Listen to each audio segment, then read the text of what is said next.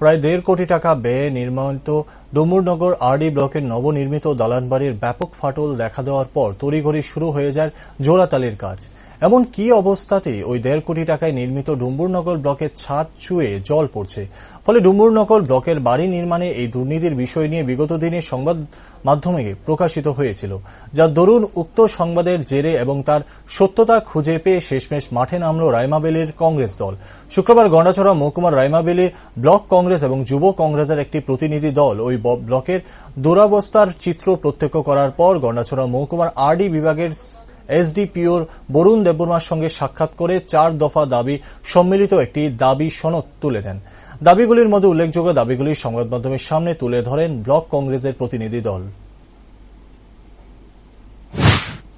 আজকে আমরা ৪৪ নং রাইমাবেলী ব্লক কংগ্রেসের পক্ষ থেকে আমরা গন্ডাছড়া আরডি দপ্তরে আমরা ৪ দফা দাবিতে একটা স্মারকলিপি আমরা পেশ করেছি।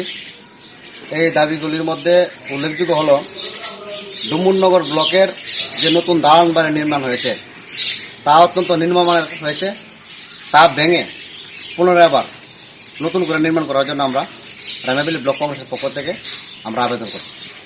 গন্ডাছড়ার বিডিও কোয়ার্টার এবং স্টাফ কোয়ার্টার যে নির্মাণের কাজ শুরু হয়েছে, এখানেও আমরা গাফিলতি দেখছি এবং আমরা দুর্নীতির গন্ধ পাচ্ছি।